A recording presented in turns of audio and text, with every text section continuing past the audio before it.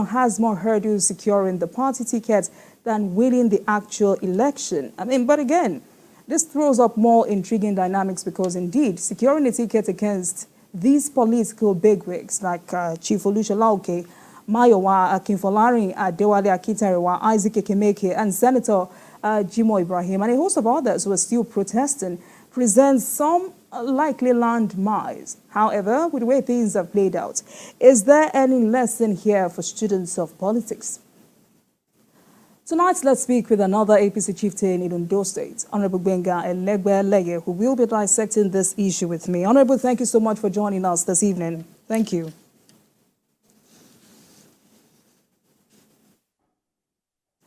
Honorable, can you hear me? I need to confirm you can hear me, sir. Yeah, I can hear you now. Yeah, sure, I can hear you right now. All right. So before we go into the dynamics that played out during the primaries and controversies trailing the outcome of that election, what is your assessment of the primary election? Any surprises? Well, no, let me tell you one thing. There is no controversy. What I can say is that there is a deliberate misinformation, a skewed narratives, and false misconception by some people to confuse, to sell a wrong information to the public. The most prepared candidate won that election. The candidate with the majority support won that election. Let me explain from my own central district to you. My federal consensus, for instance, I'm from there. We have supporters of the current ministers from there, all supporting Governor Lucky Aiyedatiwa. We have immediate past deputy governor of Ondo State, immediate Elegbeleye supporting the same person. Members House of Representatives serving right now, supporting the same person. Who are the supporters of others? Then let's go to Akko Southeast Southwest. We have Senator Ajayi Borough-Face, 3-time member of the House of Senate. We have Right Honorable Victor Olabinto, the national leader of that local government for decades, supporting the same person. Then go to our Sir axis. We have the deputy governor of Ondo State from that place. We have the immediate past chief of staff to Governor Keredolu, Shigbengali from that place. We have the likes of Timei Adelekbe, serving members of representative from that place. We have Dr. Akawodeyi from that place. We have Honorable West Okubolashui, leader of Ondo State House of Assembly from that same place, supporting the same person. All right? Then who are the supporters of others? How do they expect to win election? A governorship candidate, that's Lucky Aiyedatiwa, with 17 out of the 21 members of Ondo State House of Assembly behind him, including the state speaker, including the majority leader. Please tell me, who are the supporters of the rest? So there's no controversy. It's deliberate misinformation. It is all falsehood. That's what I can say. Right. So if you said there were no controversy, as we speak, 5 aspirants have submitted their appeals against the emergence of the governor. We have Wale Akintarewa and a host of other persons. Let me ask, what does this mean for your party and what does it say about the process of primary elections in the APC? Well, thank you very much. If it is possible for Almighty God to descend and conduct primary election, some politicians will still contest the result. They won't be satisfied. So some collected nomination form, as unfortunately they don't even tell the people in their own immediate local government that they are running an election. They didn't inform their people that they are contesting election. They are only running on social media, Facebook. Meanwhile, Governor Aiyedatiwa told all the nooks and crannies of the state, canvassing for vote, canvassing for support of the party members. He won that election clean and clear. So those who are protesting, they have the right to protest. And there's an appeal committee is there. The appeal committee has the right to hear their case too. But as far as I'm concerned, Governor Aiyedatiwa won that election with majority of the votes, with maximum support of party members. Those who are the gladiators of APC in Ondo State queue behind the same person. Then why won't he win the election?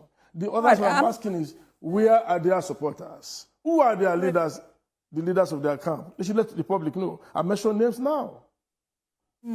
Because you're saying, where are their supporters? Earlier today, some youth stormed the APC secretariat. They were demanding the rerun of that primary election. So, back to my question, what do you think was wrong with the process of that primary election? To answer your question, nothing absolutely was wrong with that primary election. It was clean, free, and fair. Anybody can arrange youth from anywhere. Anybody can organize some boys and give them money to go and stage protest. That's not the first time we see that in Nigeria. It happens everywhere. But my advice to the contestant, about those who lost that election, is this: you lose or you win, you fight, you live to fight another day. If really you are a serious politician, you cannot, because of a primary election, which indeed you did not win anyway, start to generate an atmosphere of psychosis, so that people will think, oh, the winner, yeah, he actually lost it. The winner did not. The winner won the election clear and clear. And my advice is this: you cannot burn down your house. We are all members of the same APC. You cannot burn down your own house in order to get rid of a snake in your ceiling. That is foolishness. So if you know you are truly a member of this party, a member of APC, and you contested that election and you didn't win it, look, cooperate with the winner. Some have been coming out to say, okay, yeah, we accept the result. So why will others not do that? So it is unreasonable for people to start grandstanding that, oh, we won the election. The winner actually won the election. That is truth. All right, so I need to quickly say that in the course of this conversation, please let's be mindful of our languages because we're on air. I mean, in one breath, I'm sorry. I'm just being factual. Yeah. In one breath, you have said. Serious.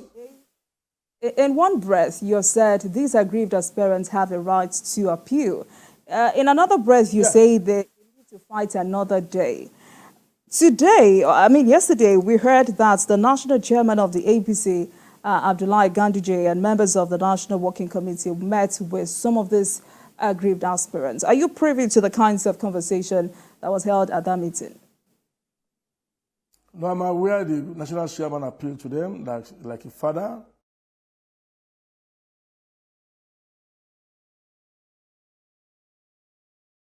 That is what serious parties should do, and that's what the national chairman of APC has done. So I don't see any reason why the aggrieved aspirant should not listen to him, because that's the national chairman of the party. So, and for the national chairman to call that meeting, I'm sure the national leader of the party, who is the president of the country, is really aware that such a meeting is going to take place. So obviously, any reasonable politician must listen to the national chairman of the party, if indeed you are a loyal member of that party. That is the truth. When I say they have right to appeal, because there's an appeal committee, very true. You have right to seek redress if you feel you are cheated. All right? You have right to say you won an election. It is your own opinion. It is left for the appeal committee to look at your case. And again, when I say you fight again, you live to fight another day, is that, look, there's always another time. 4 years in the life of a politician is like just 4 days. You win today. If you like, when you are in that position, don't do well, you have to face the people again. But if you lose today, you may have the chance of winning tomorrow. That's why I say you live to fight another day. That's the normal thing in life. Like I said, you cannot destroy your party. You cannot, as a matter of fact, burn down your house because you have a snake in your ceiling.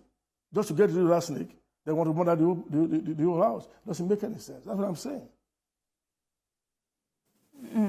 I mean, so before we look at the issues on ground, do you think Governor Lucky Aiyedatiwa was underestimated at any point?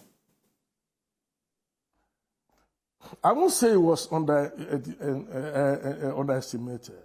What I can say is that he was unnecessarily embarrassed when in actual fact he was supposed to be acting as a governor. So as a result of that, some people feel, oh, he may not want to forgive us because of what we did to him. All right? Then it makes them to feel, okay, if this guy now when I recently become governor, he will victimize us. My own is, the only thing I can say is this. It's a man I've known for years. He doesn't seek vengeance. It's not in his character to say, okay, you offended me yesterday, I'm going to fight you today. It's not part of Lucky Aiyedatiwa's style of living.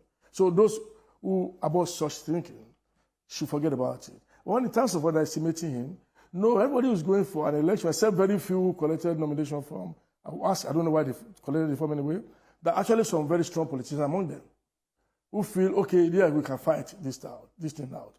But unfortunately, When the governor rolled out his political campaign, and everybody listening to him, and they saw the kind of gladiators following him, and others don't have such behind them. And every politician will have to sit in the street. Oh, this man has what it takes to win an election. Then those who feel they have the capacity, they keep losing ground, losing some of their supporters. I want to tell you one thing. In my own environment, not that we don't have supporters of some of the aspirants, but when the election started getting close, they fizzle out. Some came to support us. Some didn't even come home at all because they knew already that the election is won and lost. That is politics for you. They are sensible politicians. They are veterans in the game, and they know what it takes to win an election. I'm sorry, if anybody underrates him, you can't underrate a sitting governor in Nigerian politics. That person must be, I don't know. It's not possible. Right, so, I mean, I'm looking at the margin here, the margin of victory for the governor, and many have considered this as clearly massive. The governor polled 48,569 votes. His closest challenger, that's Akin Folari, polled 15,343. So, I mean, if you look at the margin, would you say the governor was tactical, or this is simply a factor of incumbency? Well, let me tell you, I was in Ondo State. I followed the governor around, to some local governments, and my own environment, for instance, and the totality of the vote again, I was expecting even the vote to be more than that. Yeah, to be more than that. Unfortunately, some party members, they did not have their party cards. That maybe they're not. You're supposed to be a financial member before you can do that primaries. This governor will win the general election with massive votes. I can tell you. The people of Ondo State love Ayedatiwa because the little time he has spent, he has shown us that he means well for the public. And APC members are not an exception. They want a governor that is acceptable to party members. There's somebody that, if he's in his office, you open the door and enter, he has open door policy. So what are politicians looking for? Accessibility of leadership, and the man has it. So I do not see that result as anything out of place. To me, I expect him to even pull more than that. QED. Thank you. But the Ondo State chapter of the PDP has also described that primary election as an anticlimax and mockery of democracy. Yes. How do you react to this? Ondo State PDP saying that? Absolutely. They have What described the opposition party to say? As an anticlimax. Describing the APC, PDP describing APC primary in Ondo State? Yes, so what I'm saying is... Their own today, yes. Honorable, kindly hold on. If an opposition party is also corroborating what some of the aggrieved aspirants have also said, what does this mean for the party? I'm about to just give you an answer to that. Our opposition party is not supposed, it is the duty of opposition party to criticize. When they say something negative about a ruling party, it is expected. So whatever PDP Ondo State has to say to criticize APC for conducting primaries, I don't listen to. I'm sorry, I don't listen to such things. I don't listen to such crap because they, on their own, have issues within themselves. And what do they want? They want problems for APC so that it can be an advantage for them in the general election. Unfortunately, there cannot be any advantage for PDP Ondo State to win an election in Ondo State. Election is going to be in November. Mark my word, we have 18 local governments. If PDP can win one out of those or two out of the local government, my dear sister, I doubt if they can do that. It's not possible. Ondo State is purely APC state. That is just the truth. So they can say anything they like. It's the job of opposition to criticize, the job of opposition party to say negativity, to look for negativities and say negative things about the ruling party. It happens at the national level. It will happen at the state level. Even at the local government level, members of the opposition party will criticize the local government chairman and councillors. It's the norm in our society. I don't expect anything different. So that people is saying this and that, to me. All right, let's look at the issues, Honorable.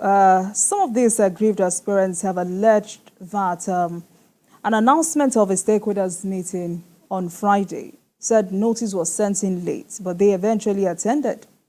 Also alleged that all the names of electoral officers were read to the stakeholders 8 hours to that election. They say voters' membership lists that should have been available to aspirants were not available. They also alleged the late distribution of election materials to 18 local government areas, and I think you also mentioned that in your submission. They also said the electoral officers were known associates of the governor. I'd like you to react to all of these allegations. Well, first let me answer you when they say that the election material were distributed 8 hours before the primary election. Is that what you're saying? Please repeat that. No, they said all the names of electoral officers were read to the stakeholders 8 hours to the election. And they also said there was allegation of late distribution of election materials to 18 local government areas. Are these issues substantial enough? Well, first, when they say it was read 18 hours to the leaders, probably they're talking about to stakeholder, probably they're talking about state executive members of the party, but I expect everybody to be in his own local government the day of that election. I was in my local government. I wouldn't know what time they say names were read, but I got, well, because I went in advance, and I was on crisis in my local government. So I cannot be talking of another person. If you look at those clips that you are saying, crisis here, crisis there, it's just in only 2 local governments in the entire 18 local governments. We have 6 local governments in Ondo North, my central district. Not a single protest anywhere. Not a single protest in my central district. So when people are protesting, for instance, in Nigeria, that is where the local government of the governor and some of the major aspirants. So you expect those people to have their supporters in their own local environment to start creating crisis. That is normal. But there were violent attacks in some local governments, Honorable. There were violent attacks in some local government areas. What I say, where you say some local government, 2 is plural. It can be some. But I'll just give an example of my own senatorial district. We have 18 local governments in Ondo State, 6 per senatorial district. In my own senatorial district, Ondo North, you can ask anybody. We have 6 local governments. No crisis anywhere. We all voted for senator. I mean, the governor. And I mentioned earlier on that my local government, federal constituency, the other one, Senator Boniface and his people, the other one, the deputy governor, and the serving member, I've mentioned their names now, we all supported Governor Aiyedatiwa. 6 local government, that is my own area. And there was no crisis, no single protest. So why should I bother myself that 2 local governments out of 18 people were protesting? And like I mentioned earlier on, if it is possible for God to descend and conduct permanent election for politicians, some will still contest that result. So that's the issue. But do you agree that to some extent there should be some adjustment to the processes of primary election in APC to make it very hard for anyone to choreograph the outcome of the election? Because, yes, sorry, please react. I can't get you right. I'm sorry. Did you get my question? Sorry, I cannot get that your question. All right, so I said, do you agree that there should be some adjustments to the processes of primary election in the APC to make it hard for anyone to choreograph the outcome of the election or to, avert situations such as this? Well, I will tell you that, it's all about mindset of the people. And it's all about those who are running political offices for elections. You know. I ran an election before. I won. I lost. But I never complain. But some, even when they lose, they will still protest. When it is glaring, they will not win the election. Imagine some, like I was saying earlier on, it is not the system in APC.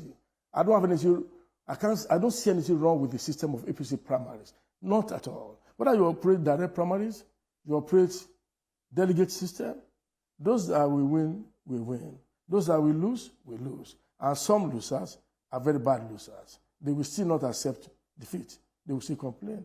To me, the system is okay. But the contestants, we need to do, those running elections need to do soul searching. Is it like a fight to finish? Is it like, if I don't win, then we must scatter the house? So that's the thing I'm trying to say. It is not the system of running APC primaries. It is how some people will take outcome of election, whether good or bad, they will have to protest. That's the problem we're having. But Honorable, you agree with me that the process of any election is also as important as the outcome of that election. Because for Senator Jimoh Ibrahim, he's talking about non-compliance with the electoral rules. He's talking about gross misconduct. For him, let me read this verbatim. It says, I paid 100 million naira for the validation of over 40,000 party members, and those members were not allowed to be revalidated across Ondo State. Are you saying these issues are not heavy enough or shouldn't be looked or should be overlooked? Well, Senator Jim O'Brien, he's a good guy, he's my very good friend, he's a nice person. But again, he has his own opinion. And what he just read out now is quite subjective. I'm not aware of that. I don't know where people will be. It may be something you can prove, the appeal committee. But as far as I'm concerned, I keep repeating it. In my own senatorial district, there was never any complaint. And there's nobody.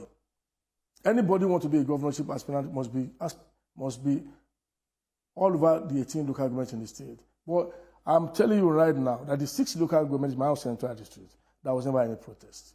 And nobody is claiming that I was disenfranchised or not allowed to vote, or that I was not. You can, at the same time again, it is not right for a candidate to say, I'm the one that I may pay for somebody to go and do. It is voluntary.